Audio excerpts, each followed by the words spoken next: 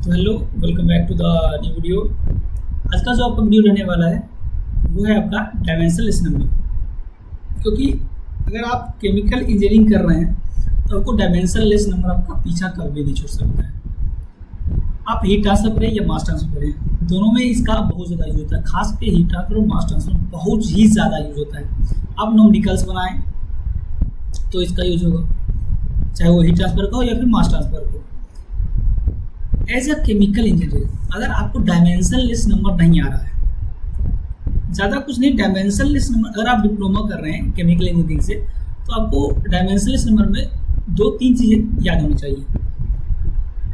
एक तो कि डायमेंशनलेस नंबर का डिफिनेशन, दूसरा आपका डायमेंशनलेस नंबर का फॉर्मूला जो है वो कौन सा है, एंड कौन सा डायमेंशनलेस नंबर हीट ट्रांसफर में यूज होता है और कौन सा डायमेंशनलेस नंबर मास ट्रांसफर में यूज होता है, और एनालॉग्स कौन कौन से हैं, कौन कौन से एनालॉग्स हैं।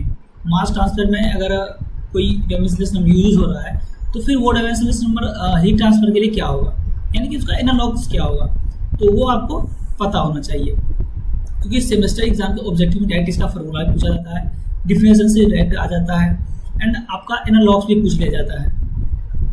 इनफैक्ट अगर आप कोई कंपटीशन का एग्ज़ाम दे रहे हैं as a diploma chemical engineer या फिर बीटेक करें उसमें भी, तो आपको जो है सो डायमेंशनलेस नंबर डायरेक्ट पूछा जाता है।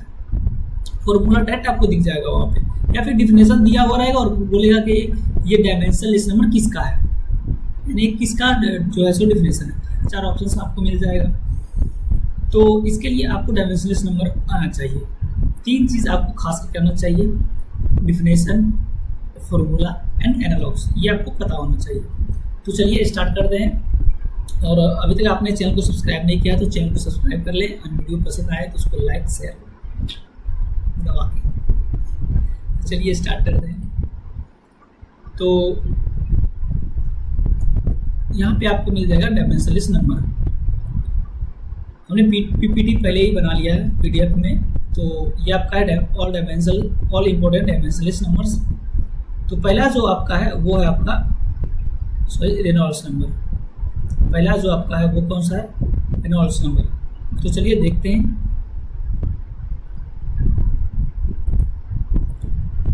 रेनॉल्ड्स नंबर को हम लोग जो है सो आर से डिनोट करते हैं। इसका डिफिनेशन हो जाएगा आपका, साथ में आपको नीचे उसका हिंदी में डिफिनेशन लिखा है, नीचे आपको उसके नीचे कोई इस जो है सो इसका एक्सप्लेनेशन भी दिख जाएगा आपको।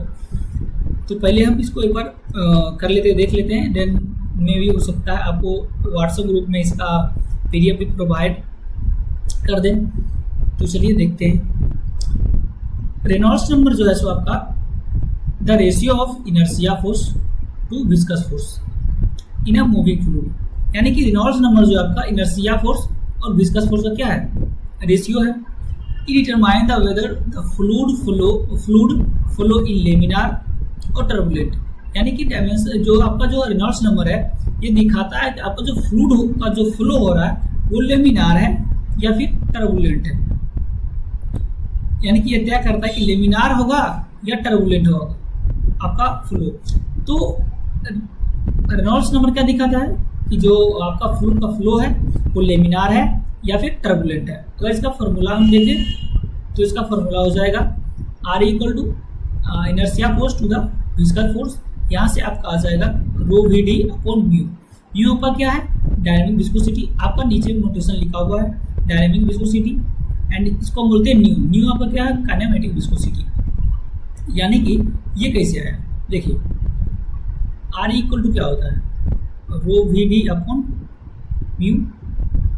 अगर हम इसको ऐसे भी लिख सकते हैं, V D upon mu upon rho, यानी कि आपका जो न्यू होता है ये विस्कोसिटी यानी कि डायनेमिक विस्कोसिटी और डेंसिटी का क्या होता है, रेशियो होता है। तो इसके बदले में यहाँ पे हम लोगों ने न्यू का यूज किया है, यानी कि काइनेमेटिक विस्कोसिटी। क्योंकि क्या होता है कि कभी कभी आपको जो है सो न्यूमेरिकल टाइम में आपको न्यू दे देगा, वहाँ पे आपको म्यू नहीं देगा, तो इससे हेल्प से भी हम रेनॉल्ड्स नंबर फाइंड कर सकते हैं। तो चलिए आगे बढ़ते हैं। यहाँ पे कहता है कि जब फ्लूइड आपको फ्लो करता है यानी कि मूव करता है, आगे तरफ बहता है, तो उसके पास दो तरह का फोर्स होता है। एक तो आपका होता है इनर्शिया फोर्स जो फ्लूइड को आगे बढ़ने की कोशिश करता है, यानी कि आगे धकेलने क्या करता है, कोशिश करता है। और दूसरा जो फोर्स होता है वो आपका था विस्कस फोर्स। विस्कस फोर्स यानी कि उसका गाढ़ापन, फ्लूइड का गाढ़ापन, यानी कि वो क्या करता है, रेसिस्टेंस दिखाता है, फ्लूइड को रोकने की कोशिश करता है। तो इसका क्या है, ये दोनों का रेशियो जो है आपका रेनॉल्ड्स नंबर होता है, और ये दिखाता है कि आपका फ्लूइड का पैटर्न जो है फ्लो करने का कैसा है, लेमिनार है या फिर टर्बुलेंट है। अगर आपका रेनॉल्ड्स नंबर जो है सो बहुत ही कम है तो आपका जो फ्लो होगा वो लेमिनार होगा। अगर रेनॉल्ड्स नंबर बहुत ही ज़्यादा है तो क्या होगा, टर्बुलेंट होगा। इसका जो है सो कुछ वैल्यू होता है। अगर आपका रेनॉल्ड्स नंबर लेस देन 2100 है तो ये जो फ्लो होगा आपका लेमिनार होगा, लेमिनार। वहीं अगर आपका रेनॉल्ड्स नंबर जो है सो ग्रेटर देन 4000 है तो ये जो आपका फ्लो होगा टर्बुलेंट होगा, टर्बुलेंट। अगर रेनॉल्ड्स नंबर इन दोनों के बीच में है, यानी 2100 से 4000 के अगर बीच में अगर आपका रेनॉल्ड्स नंबर है तो होगा ट्रांजिशन, ट्रांजिशन फ्लो। ठीक है, तो इसी तरह से आपका रेनॉल्ड्स नंबर ये था। आगे बढ़ते हैं, देखते हैं नेक्स्ट जो आपका है वो है आपका मेश नंबर। इसको हम लोग कैपिटल एम से डिनोट करते हैं। तो इसका डेफिनेशन देख लेते हैं।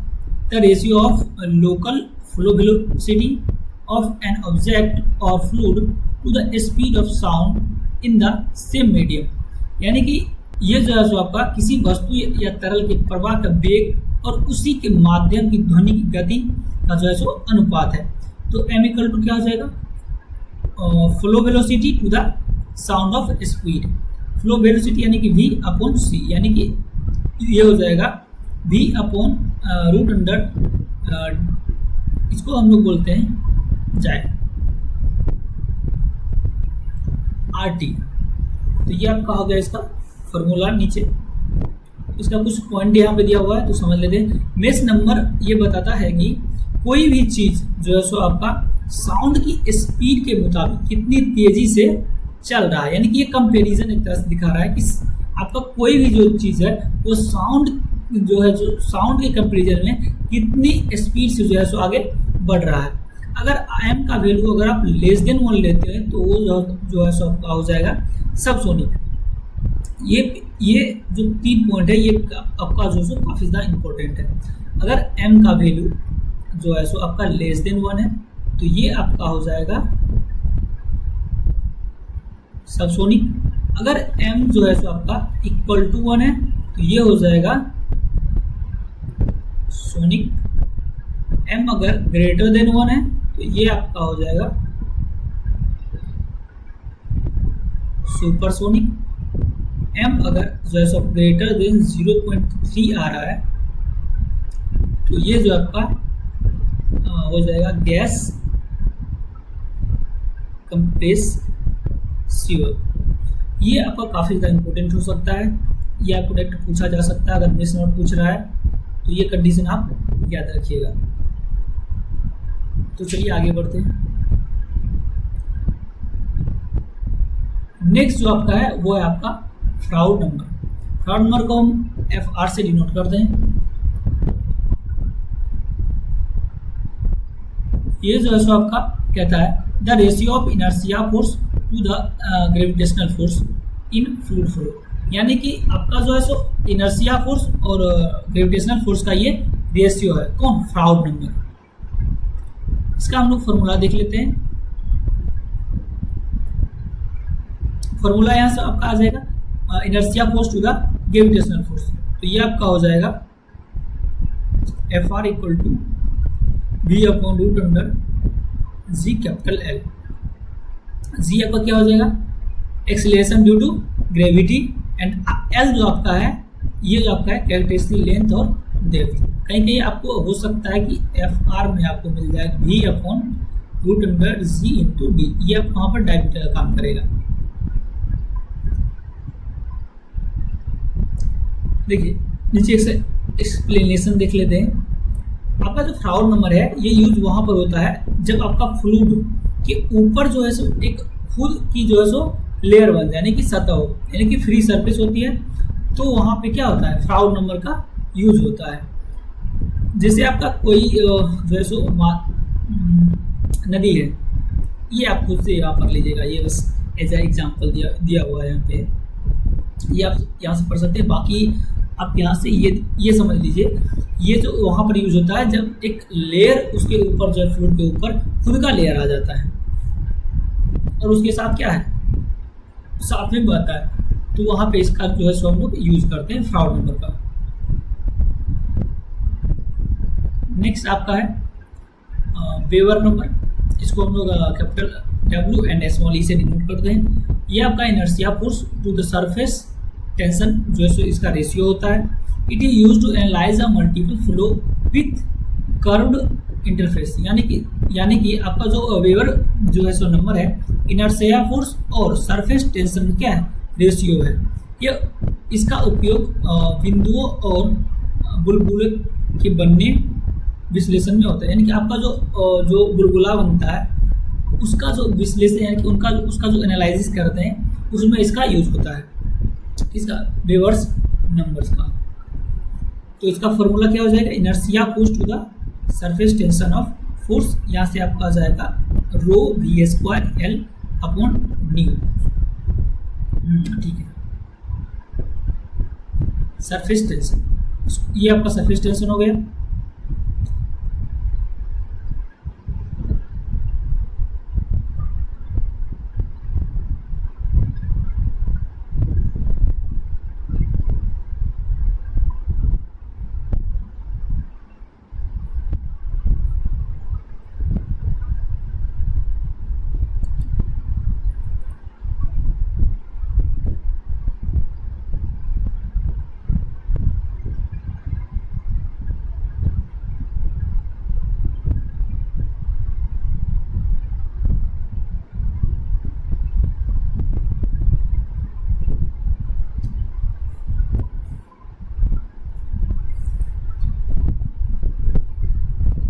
तो वेबर नंबर का फॉर्मूला क्या हो जाएगा, रो v² L अपॉन सिग्मा। कहीं कि आपको जो है सो सिग्मा की जगह पे गामा भी जो है सो दिख जाएगा, क्योंकि सरफेस टेंशन को हम लोग गामा और सिग्मा दोनों से डिनोट करते हैं। ठीक है, तो कहीं हो सकता है आपको गामा दिख जाए।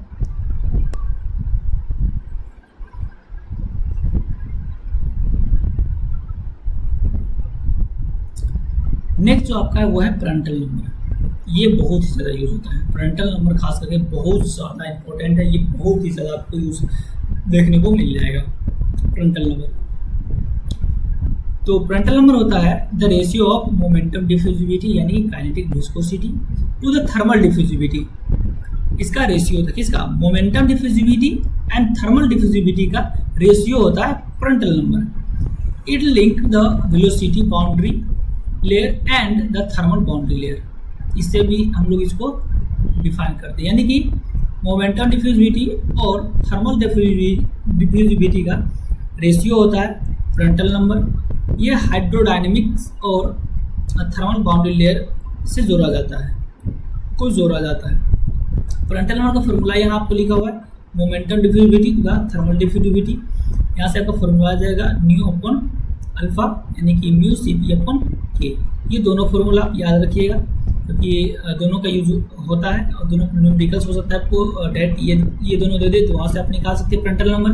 अगर ये नहीं दे रहे अगर तो इससे आपको निकल जाएगा। तो आगे बढ़ते हैं। फ्रंटल नंबर ये बताता है कि किसी फ्लूइड का मूवमेंट जो है सो तेजी से फैलती है या हीट। तो लिक्विड मेटल्स जैसे कि आपका मरकरी है, एक क्वेश्चन है, आप लोग कमेंट में बताइएगा कि आपका जो मेटल्स है, मेटल्स का जो है सो ऑक्साइड एसिडिक नेचर का होता है या फिर बेस नेचर का होता है, और नन मेटल जो है उसका जो है ऑक्साइड एसिडिक नेचर का होता है या फिर नन मेटल्स का सॉरी बेसिक मेटल बेसिस होता है। तो ये आप कमेंट में बताइएगा, ये क्वेश्चन आप कमेंट में इसका जवाब दे दीजिएगा। पैरेंटल नंबर जो है सो अगर बहुत कम, अगर लेस देन 0.01 होता है, क्योंकि वो हीट ट्रांसफर जो है सो फास्ट कंडक्ट करता है, जबकि आपका जो हैवी ऑयल्स है पैरेंटल नंबर बहुत ही जो है सो ज़्यादा होता है। यानी कि अगर आपका पैरेंटल नंबर कम है तो आपका जो तो हीट जो है सो फास्ट कंडक्ट होगा। अगर आपका जो है सो पैरेंटल नंबर बहुत ज़्यादा है तो वहाँ पे जो है सो आपका हीट का ट्रांसफ़र बहुत ही कम होगा, बहुत ही लेस होगा। तो आगे बढ़ते हैं। नेक्स्ट आपका है नसल्ट नंबर। नसल्ट नंबर जो है सो आपको the ratio of convective heat transfer to the conductive heat transfer across the fluid layer, यानी कि आपका जो है कन्वेक्टिव हीट ट्रांसफर और कंडक्टिव हीट ट्रांसफर का रेशियो होता है नसल्ट नंबर। कहीं कहीं आपको एक चीज और दिख जाएगा, कन्वेक्टिव हीट ट्रांसफर कोफिशिएंट करके दिख जाएगा, coefficient to the conductive heat transfer coefficient, क्योंकि ये आपको क्या है कन्वेक्टिव में यूज होता है और ये कंडक्टिव में, इसलिए इसका एक जो है सो कहेंगे आपको ये भी डिफरेंसेस मिल सकता है। तो वहाँ पे अगर आपको ये डिफरेंसेस ना मिले, ये डिफरेंस मिला तो आप इसमें भी टिक मार सकते हैं, आपको गलत यहाँ पे नहीं होगा। नेक्स्ट का फॉर्मूला हो जाएगा convective heat transfer to the conductive heat transfer, यानी कि HL/KF, कहें कि आपको जो है सो NU इक्वल टू HL/K और HD/K भी देखने को मिल सकता है। ये आपका हो जाएगा पाइप का डायमीटर जब यूज करेंगे तब हम इसका यूज करेंगे, कैपिटल D का। नेक्स्ट आपका है बायोट नंबर।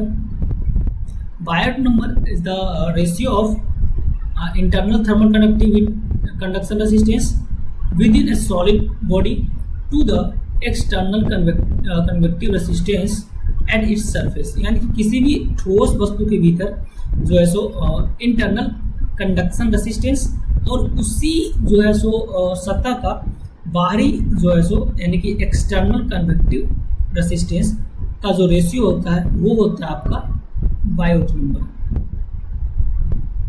तो यहाँ से इसका फॉर्मूला हो जाएगा बायोट नंबर का internal conduction resistance to the external conduction resistance, यानी कि HL/K।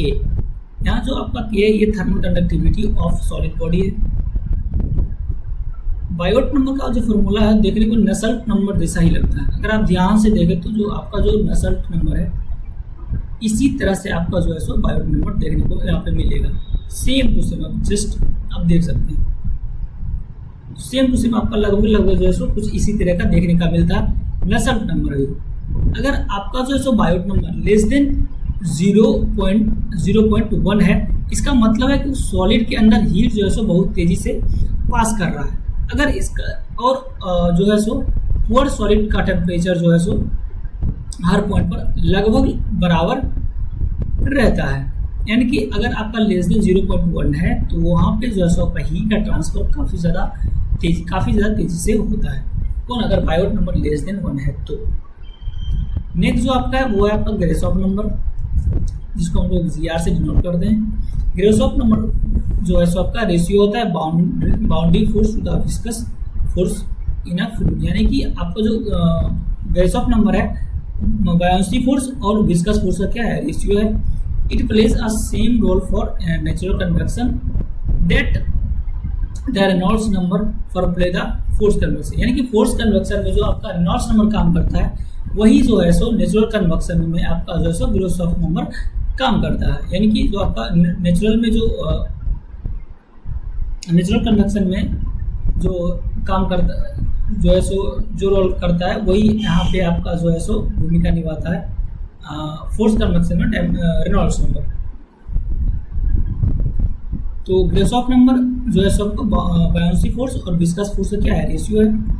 यहाँ पे आपको फॉर्मूला देखने को मिल जाएगा G into beta ES minus T infinite LQ/V²।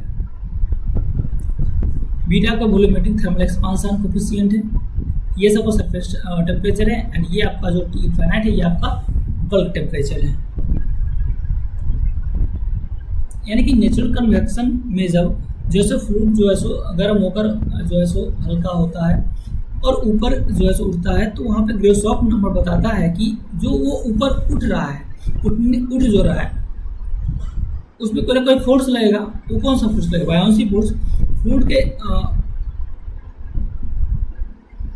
जो है सो गाढ़ेपन यानी कि विस्कस फोर्स का जो है सो मुताबिक कितना जो है सो एक्स्ट्रा जो है सो फोर्स लगा रहा है।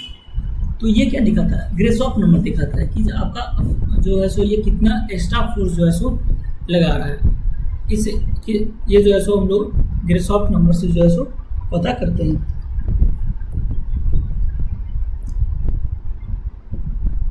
और साथ में जो है सो ये एक चीज और दिखाता है कि आपका जो फ्लोज है सो लेमिनार है या फिर टर्बुलेंट है, ये भी दिखाता है। क्योंकि अगर आप अल्टीमेटली देखें तो आपका रेनॉल्ड्स नंबर का भी जो काम है क्या है, वही है। ये आपका फ्लो का पैटर्न दिखाता है कि आपका क्या है, लेमिनार है या फिर टर्बुलेंट है। उसी तरह ग्रेसॉफ नंबर जो है ये भी दिखाता है कि आपका जो फ्लो है वो लेमिनार है या फिर टर्बुलेंट है। तो चलिए आगे बढ़ते हैं। नेक्स्ट आपको मिल जाएगा फूरियर नंबर, एफ नोट से नोट करते हैं। A dimensionless time scale use in transient for unsteady state heat conduction analyzing. It represents the ratio of the rate of heat conduction to the rate of thermal energy storage.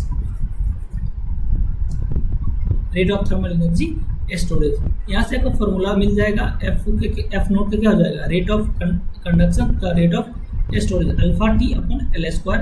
Alpha जो है thermal conductivity है and T जो है so real time जो है सो है, और ये जो टी होता है सेकेंड्स में होता है। नेक्स्ट आपका जो है सो वो है स्किमेज नंबर। ये जो है सो ratio of momentum diffusivity to the kinetic viscosity to the mass diffusivity. यानी कि ये जो है सो एक स्किमेज नंबर जो है सो मोमेंटम डिफ्यूजिविटी यानी कि काइनेमेटिक विस्कोसिटी और मास डिफ्यूजिविटी का जो है सो रेशियो है। तो इसका फॉर्मूला हो जाएगा स्किमेज नंबर का momentum diffusivity to the mass diffusivity यानी कि VDAV। इसको हम लोग बोल सकते हैं कि ये क्या है आपका न्यू, और जस्ट अभी आपको हम बताए थे न्यू अपॉन रो को हम लोग क्या बोलते हैं? न्यू बोलते हैं। ये जो है इसका फॉर्मूला होता है। ये क्या आपका काइनेमेटिक विस्कोसिटी है और ये आपका क्या है? Dynamic viscosity. ये इसका रिलेशन होता है, तो इसके बदले हम यूज कर सकते हैं mu upon rho into DAV। तो DAV थर्मल जो है मास डिफ्यूजन कोफिशिएंट आपका हो जाएगा। जो आपका हीट ट्रांसफर में जो आपको फ्रंटल नंबर होता है वही मास ट्रांसफर क्या होता है? स्किमेटिक नंबर होता है। ये ध्यान रखिएगा कि जो आपका जो फ्रंटल नंबर जो है सो यानी कि आपका जो है सो स्किमेटिक नंबर जो है सो मास ट्रांसफर में फ्रंटल नंबर का काम करता है। यानी कि ये क्या है? दूसरे का एनालॉग्स है। नेक्स्ट जो आपका है वो है शेरवुड नंबर, इसको हम SS से डिनोट करते हैं। ये रेशियो होता है convective mass transfer to the molecular mass diffusivity का। यानी कि ये जो आपका शेरवुड नंबर है वो रेशियो है कन्वेक्टिव मास ट्रांसफर और मोलिकुलर मास डिफ्यूजिविटी का अनुपात यानी कि रेशियो है। यह फॉर्मूला आ जाएगा SH equal to convective mass transfer to the molecular diffusion HML upon DAV।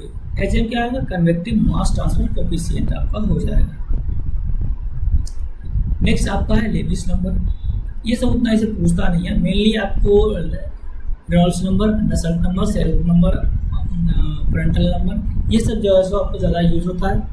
तो वो सब खास करके कोशिश करिएगा कि याद रहे। और ऐसा नहीं कभी ये याद नहीं करना, ये भी आपको याद रखना चाहिए क्योंकि इससे भी जो है सो ये भी क्वेश्चन पूछ सकता है और पूछता भी है। तो ये लेविस नंबर है, देखते हैं। लेविस नंबर जो है थर्मल डिफ्यूजिविटी और मास डिफ्यूजिविटी का रेशियो होता है।